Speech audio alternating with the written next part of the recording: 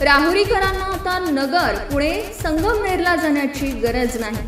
आपल्या राहुरीच्या Patil men's and kids वेअरमध्ये आता branded कंपनीचे कपडे 4000 रुपयांच्या किमतीपुढील किमतींच्या कपड्यांवर श्री महालक्ष्मी चांदीची प्रतिमा यासह इतरही ऑफर। तर मग एकदा भेट द्या राहुरीच्या Patil men's wear and kids वेअरला।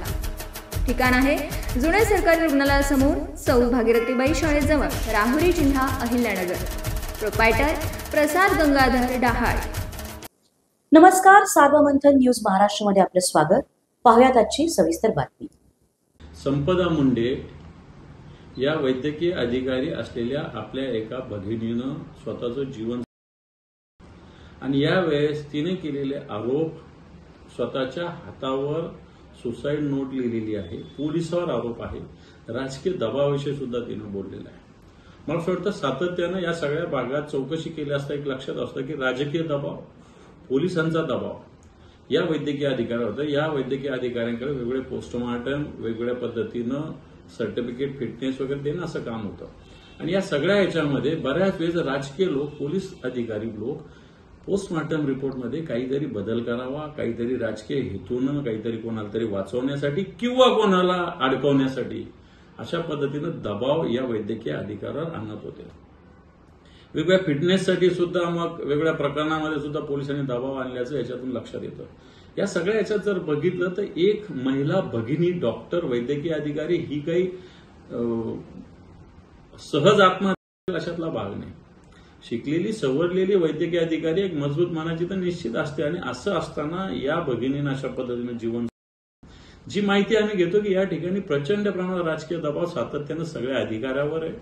इथे सत्ताधारी पक्षाचे काही लोक आहेत, माजी खासदार आहेत, आमदार आहेत, कोण सचिन कांबळे नावाचे आमदार आहेत, ही सगळी मंडळी। आणि सगळ्यात महत्वाचं एक अभिजित निंबाळकर नावाची व्यक्ती या ठिकाणी सगळ्या शासकीय कारभारामध्ये सातत्यानं हस्तक्षेप करत असते।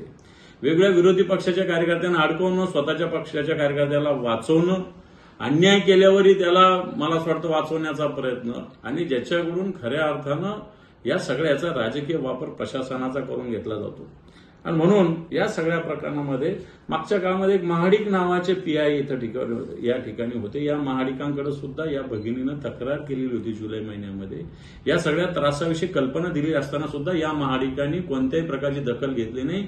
या वैद्यकीय अधिकाऱ्याचा अर्ज कचऱ्याच्या कुंडीत टाकला। आणि म्हणून हे महाडिक आता माझ्या माहितीप्रमाणे डीवायएसपी झालेले, नंदुरबारला गेले, यांच्यावर सुद्धा कारवाई करा, यांना हातकड्या घातल्या पाहिजे अशा अधिकाऱ्यांना। सरकार भारतीय जनता पार्टीत असताना, गृहमंत्री देवेंद्रजी चालवत असताना अशा पद्धतीनं पोलीस दल अशा पद्धतीनं काम करत असेल आणि सत्ताधारी पक्षाचे लोक अशा पद्धतीनं, ही माहिती आहे की या ठिकाणी माजी खासदारांच्या पीएने सुद्धा या सगळ्याच्यामध्ये फोन केलेले आहे।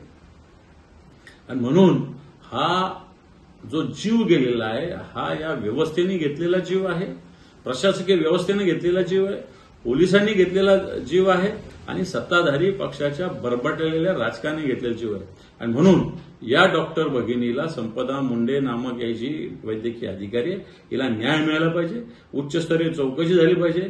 अधिकारी कोणतेही या जिल्ह्यातले नसावेत, बाहेरच्या जिल्ह्यातले अधिकारी, महिला अधिकारी आणून या प्रकरणाची चौकशी व्हावी आणि संबंधिताला लटकावं अशा प्रकारची मागणी आम्ही करतो। सार्वमंथन न्यूज महाराष्ट्राला लाईक करा, शेअर करा, सबस्क्राईब करा।